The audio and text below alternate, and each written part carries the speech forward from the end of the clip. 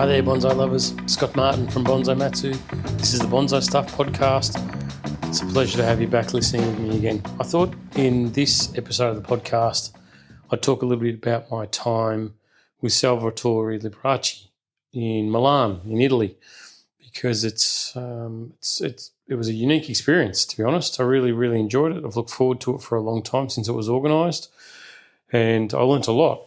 And for me, that's really important. You know, I'm big on education. I'm big on learning. I'm big on never stopping, being open to new ideas and new approaches to how things are done, and to get up close and personal in a one-on-one capacity with someone like Salvatore was a real honour. Really special, to be honest. One of the highlights of my bonsai life, and something that I'll never forget. And I want to just dig into how it came about, and a lot more about what I learnt there and what I experienced, and just give you, I suppose, a bit of an insight as to how things work. Very different to, well, not very different, but definitely different to Australia. And there's some things that I've picked up for myself that will definitely be getting used, and I'll be practicing and perfecting techniques and working to improve what I do as a result of what I got to learn while I was there. You know, and I never cease to be amazed as to how much bonsai offers. You know, it's not just these little trees in pots. That's fundamentally what it all comes down to. But bonsai is everything. It's my life. You know, it's what I do. It's who I am, and you know, international friendship now is part of it. I feel like not only did I learn from a very well learned instructor and teacher, but also, you know, through the process made someone I'd consider to be a bonsai friend out of it. And you know, it just makes the bonsai world more connected all the time. And things like this podcast and YouTube channels and social media and other podcasts, it all helps to give everyone a feeling of connectivity and being part of something greater. Anyway, I don't want to let's get the tissues out. It's not going to be that sort of a podcast, but it was really something that I valued, and I'll want to dig into it now. So let's go.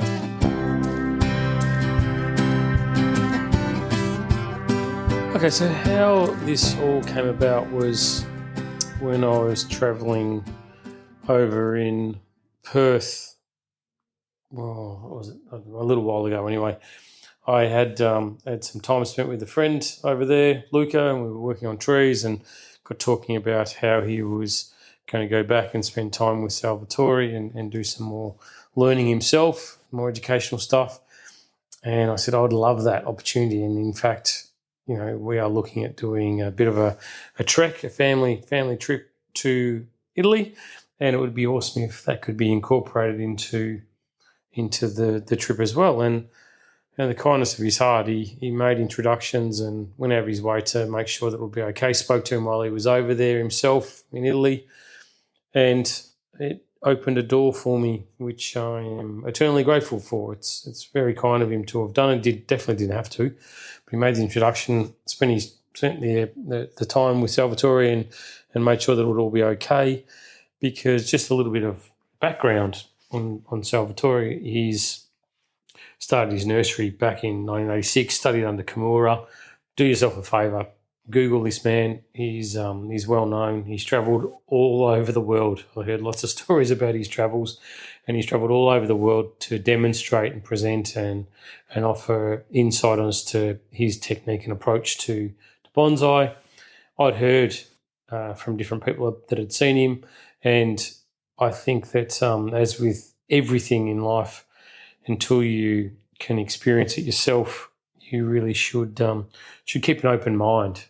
You know, I found him to be honestly one of the kindest people that I've met, and he was so open and sharing of his time, whereas he didn't, and his education and his insight as to how he does things, he really didn't have to, but he went out of his way to make sure that I took home some brilliant information and techniques that are unique that I'll never forget. Like I said, I'm going to be digging deeper into it. But yeah, so he studied with Kimura. He built his own nursery in '86, and how it pans out now is that his bonsai career, his bonsai life, his bonsai nursery, everything that he's worked hard for, is closing up. It's starting to wind down. It's at the end of its time, and there's no continuity of what he's offering. No one can come in and take over the business, and it's really sad. It certainly made me think about what happens for me somewhere down the track, that it's not quite so easy to have built something as beautiful as what he has, what I'm working on myself with Bonsai Matsu, but to suddenly see it as having come to an end is really, really sad. In Japan, a lot of the nurseries, they bring people through, and family traditionally stay around, and the nursery continues on and becomes a second, third, fourth generation, whatever it is. But for a lot of European nurseries and professionals, it's sort of like what they do is what they do, and when they stop doing it, that's it. And that's it definitely has a feel for me as to what unfortunately is going to happen for me. And can't dwell on it too long, but it just, for me, it was I suppose a really fantastic opportunity to spend time with Salvatore at this point in his career, where he's been there, he's done it, he's done everything, he's experienced everything, he's achieved the massive highs of his career. And if I'd left it another 6 months, maybe it would have been too late to get the opportunity. So I feel really fortunate being, possibly, I don't know this for a fact, but possibly the last person from Australia to actually get to spend quality time with him like that, in that environment, one-on-one in his nursery in Milan. And it was unique. The trip itself, it's not an easy place to get to. And it started with, train, and then taking a taxi from a place outside of Milan, and driving through typical Italian roads, and then taking a turn, getting onto a single lane road that falls away on either side, with these channels of water for all these rice fields that are everywhere. And the roads don't gently turn; they take a 90-degree turn, and they're not single vehicle roads. They're dual. So you've got this road that's barely wide enough to hold a single car, and there's 2 lanes of traffic that are meant to fit on that road. So when we took this turn off the road with the taxi driver, my first thought was, what's going on here? Where is this going to end? Like, we're being taken to some backwater place where this guy's going to mug us or whatever. But anyway, of course, it wasn't like that. It just felt like that at the time, and it just added to the adventure. We're taking all these turns, and then pull up to this property where there's a big hedge and a big electric gate, and out the front was Salvatore and his dog Jack waiting for us to arrive and greet us with open arms. It was really, really welcoming and really warm, and such a nice experience to go through this sort of minor trauma of actually getting to the place, and then suddenly you get there and go, it's all going to be okay. There's Salvatore. It's all okay. Get into his nursery, and we walk around, and he's excited to have us there, and he's showing me all these different trees that he's got, this different pine variety that he's been grafting onto his Mugo pines, and the result of that, and trees that have been imported from Taiwan, Taiwanese junipers that he's taken a lot of time over the years to graft, and he brought in something like 500 of these enormous trees or more. I think it was 700, something like that. But brought in all these trees, and over the years there's probably half a dozen left at his nursery. The rest, with the wind down of his business, they've been sold off to all different parts of the world, and they've been built to the highest quality trees that you can possibly imagine, and then they've been sold off. And I saw a few photos of a few of them now, how they're continuing to become better trees and greater trees than what they were when he first sold them all these years ago. And the quality of the trees that he started are just amazing. And I think it was with a little bit of pang of regret that he looks back on these trees and sees that he sold them when maybe they should have stayed with him. But anyway, it was really insightful to see his nursery, his structure, his setup, and to go through his back. He's got these enormous greenhouses that would have to be, I don't know, 40 metres long, maybe a bit more than that. And you go in there and they were set up for his repotting sheds. And he has these enormous trays for repotting in and just in its heyday, in its glory days, to have seen this nursery in full operation would have been truly remarkable. But it's funny, he's got this finish line in sight, but he's still grafting. He's still starting new projects. He's still got the bug, the desire to build beautiful bonsai from something, to have a start point and to develop them further from there. And it was really nice to see. But anyway, let me draw a breath and I'll come back fresh and we'll get back into it.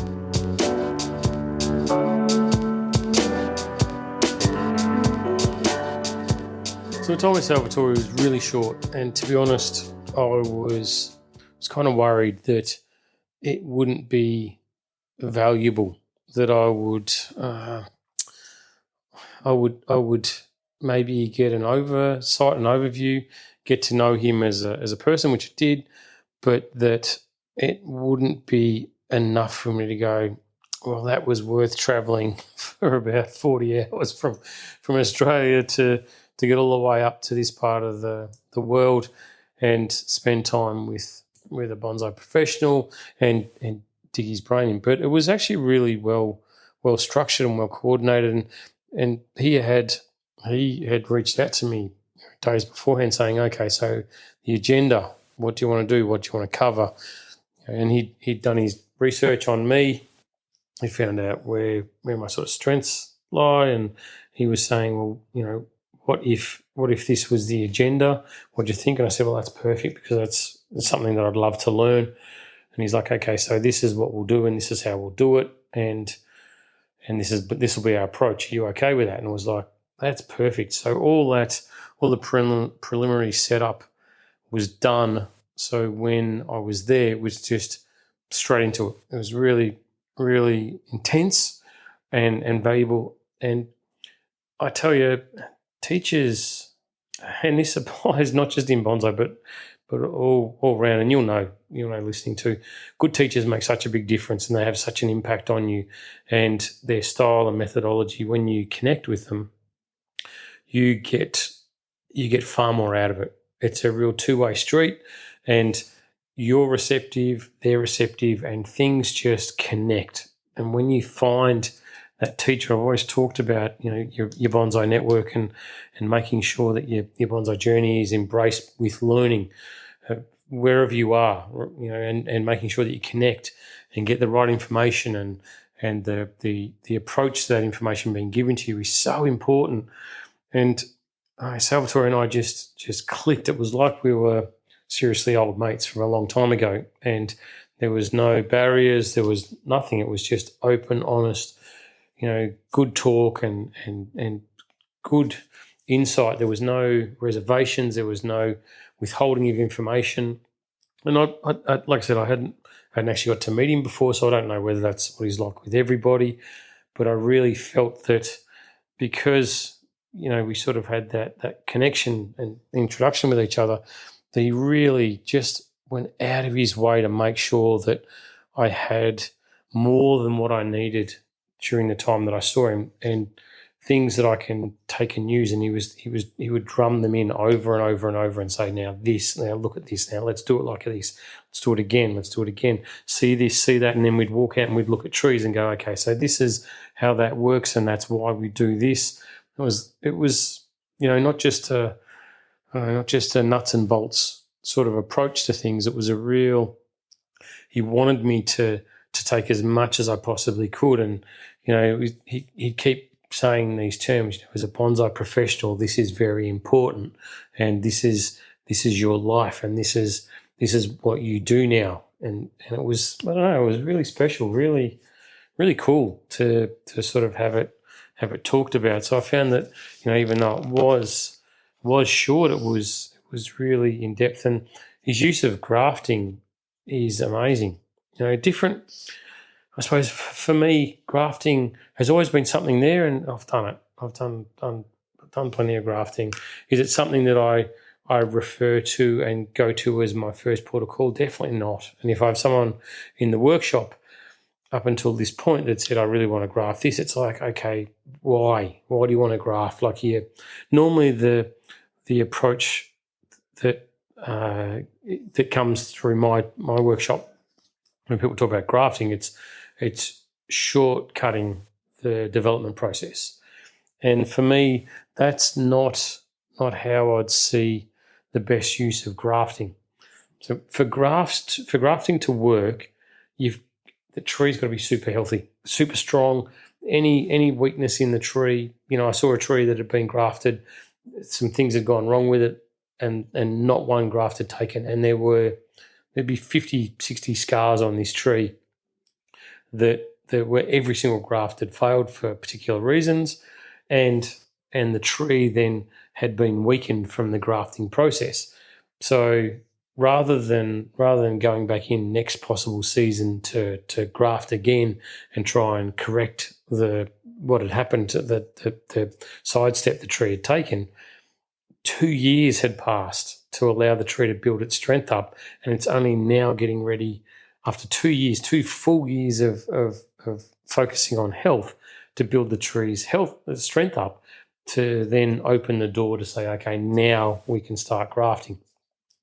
And that, to me, was like a big alarm going off for me, saying that's so important to focus on health. And when I have someone come through my door and they say, I want to graft this tree, it's like, okay, why do you want to graft that tree? Oh, because it's got a long branch and I want to push foliage back in there. It's like, yeah, okay, so let's do a health assessment of the tree, the good old health assessment that I talk about a lot. And when you do a health assessment on most trees that I've seen come through for grafting, it's like, well, there's a lot more you need to do first. Here it goes. You got to fix the roots. You got to fix the engine of the tree. Repot it. Get that sorted right. Make sure that you're doing what you need to do with the tree. If it's a pine, that you've plucked and opened things up, and you've got a nice balance where the strong areas are maybe turned back and the weaker areas are given a chance to grow, because grafting onto a weak branch is not going to be a successful approach. You're going to do the graft, you're going to look for the reason why it failed, when invariably it's going to fail because the tree was weak in that area, and you're trying to build its strength by grafting, whereas all you're doing is inflicting pain on that tree and putting it under stress. Whereas if you built the tree's strength up first and then did the graft, then the graft is more likely going to be successful, but the tree is going to be able to take the graft and move on and keep going forward. So if you're grafting just because you want to try and shortcut development, I wouldn't. It's not my approach. And my approach with my trees is I hunt for stock where I've talked about foliage and genetics on trees, and I always hunt for trees that have got good genetics. Then I build the strength on the tree, and then I don't need to graft because I've built the strength of the tree, and then backbudding starts to happen. You start with a really good base, you build from there, you let the tree do what it's going to do naturally and start to push out buds left, right and centre. You start to reduce length on branches, and then you don't need to go through the grafting process.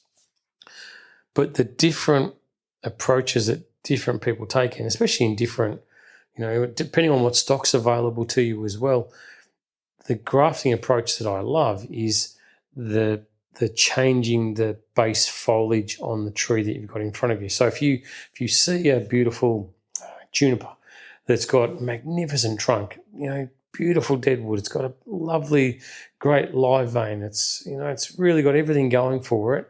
It's nice and strong, but the foliage might be crappy. It might be really long, really spindly. It could be, not the nicest in the world. And suddenly you want to graft, a different type of variety, Toigawa or something, onto that tree to take the beautiful base that it's got and move it to a better genetic foliage, then thumbs up. That's when grafting works. And I've seen it a lot over in Perth. My trip in Perth, one fella over there was taking beautiful foliage and putting it onto trees, junipers that had got lovely, interesting characteristics and really old and developed and lovely live veins and beautiful deadwood.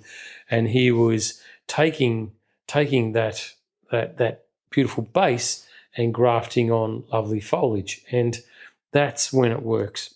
But you've got to make sure that the fundamental of the tree being strong and healthy definitely is first and foremost. Otherwise, you'll do all these grafts, you'll look for the reason why it failed, and it's just failed because the tree is not strong enough to take it. Different professionals use different techniques, and I've found that it's very hard to get access to those techniques and see them, honestly portrayed at times. I've been to a lot of demonstrations. I've been to a lot of workshops. I've been to places where you'll see, professionals up on stage talking and doing things, and you might see a snippet of it. You might get an hour or 2 hours of it, but it's never enough to see the magic behind the curtain. You get to Oz, you don't always get to see how the wizard works. And I don't know, I just feel that this, it's really special for me to have access to what I've come across. But it's also an important lesson for me that when, and I feel like I do this anyway, but when I'm with people, that I try and make it as much practical as what it is education. And you give a man a fish, he eats for a day. You teach him how to fish, he eats forever. And I think that's a solid approach that you should use when it comes to any kind of education, that you pass on as much as possible. And I never want people to die wondering as to how to do things. And you get asked a question, you're definitely passing on the information. I'm an open book, and I found that was definitely something that I went through with Salvatore, and it's insightful that like minds get to spend time together, because it's fruitful for the rest of the world. And I'll be taking what I learned in my very short period of time and perfecting it and making sure that I'm passing it on as much as possible in a true legacy to the great man Salvatore, because it's the right thing to do. Spread that beautiful bonsai knowledge to as many people as possible, and take nothing with me when I get put into a wooden box. It's all got to be shared and put out there as much as possible. And it's definitely going to be something that I'll be looking for more now when I look at stock, and I want projects. I love the fact that this man, he's right at the end of his professional bonsai life, but he still gets his scissors out. he still takes a cutting. And while I was there, we worked on taking some cuttings for grafting, and there was something we had to reduce down, and it was beautiful foliage, and it's one of his great feeder trees, and there was excess for what we needed. And rather than going into the green bin, he said to me, "Come with me, I want to show you something." And we walked out to one of his grow beds that he uses, and he's got great techniques for his grow beds as well that I'll be implementing when I get home. But he gets his grow bed, takes the cutting and jams it into the dirt. And I had a look at the grow bed, and there was cuttings in there of all different ages, ground growing of stock. It's really important to him, and it showed trees, cuttings, which were fresh that had been there for weeks. When's that one in? That was a month ago. When's that one? Oh, that was a couple of days ago when I did this to another tree. And I look at others and I go, how long has that been in the ground? Oh, that's 6 months. What about that one? Oh, that's 2 years. And so it's this continual flow of stock into these grow beds of beautiful varieties that will get used to make showen. They'll small trees. They'll get used for stock for grafting. It's just really these different types of grafting that he uses. Some will grow very quickly in the ground. Others will then get taken out, put into pots, be used for approach grafting or thread grafting or whatever it is that he's different varieties that he's working with. But there's method in his madness, and it puts a smile on my face to see someone that knows that they've got to wind things up, that has a point in time that he's working to, but he's still taking cuttings. He's still got a plan. He's still developing stock. He's still passing on his knowledge, and it was just brilliant. And for me, it's going to open my eyes up when I'm hunting through nurseries and I see stock. Necessarily, I won't always be looking at the genetics of the foliage. I'll be looking at what's available with the trunk and tapping my little fingers together going, well, maybe I could graft that, or maybe I could do this, or I could follow a different approach to things. And it's just, I won't be so closed-minded about it in future because of this time that I've had, and it's beautiful. I love it. I love it that it's given me a spring in my step, and that's the beautiful part about learning and spending time with passionate people in this world of bonsai that we all love. Being by yourself and doing your own thing is great. It's brilliant, but just stepping outside that zone and visiting shows and spending time with people that want to teach you things and being open-minded about it, it sparks the flame. It really reignites things, and it's something that, like I said, it's going to be with me for a long time. So I'm very, very grateful that I've had this opportunity.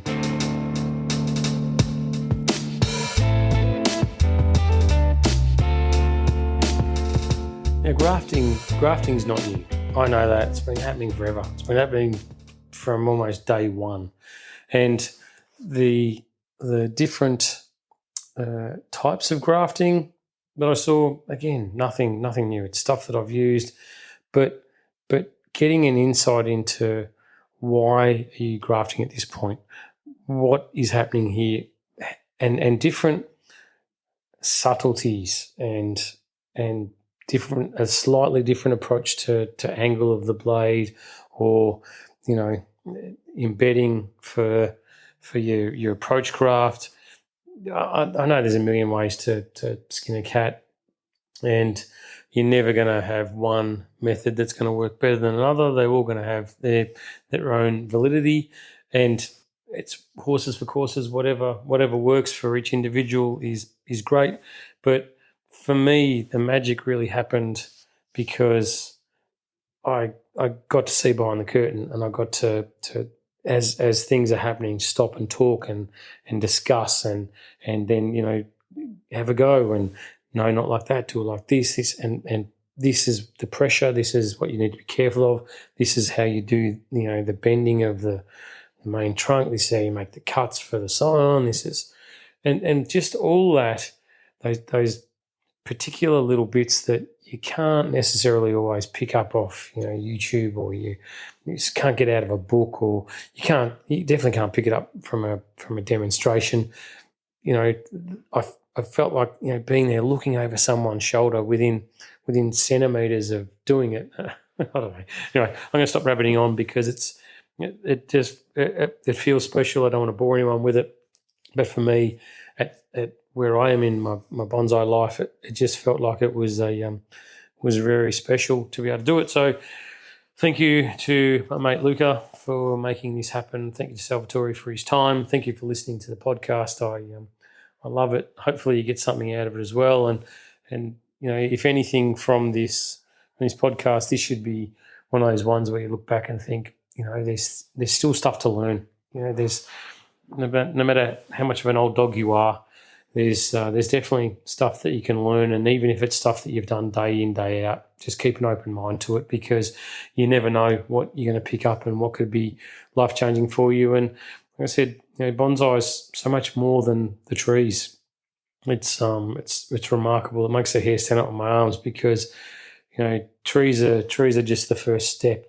Bonsai is just a tree in a pot is just the first step to everything that this beautiful hobby, lifestyle, profession offers to so many at so many points around the world. So anyway, thanks for listening in. Love you all. Really appreciate you subscribers. You mean absolutely the world to me. If you are thinking or contemplating becoming a subscriber, please do. It's in the show notes for the podcast, the link that you can click on for as little as $3 a month. And it means so much to this podcast and to me. Thanks for listening. Thanks for sticking around. Hopefully you made it through to the end of this one. It was a bit different, this podcast, but it meant a lot to me, and as hopefully you can tell, and I appreciate you sticking around and listening. As always, until next time, happy bonsai.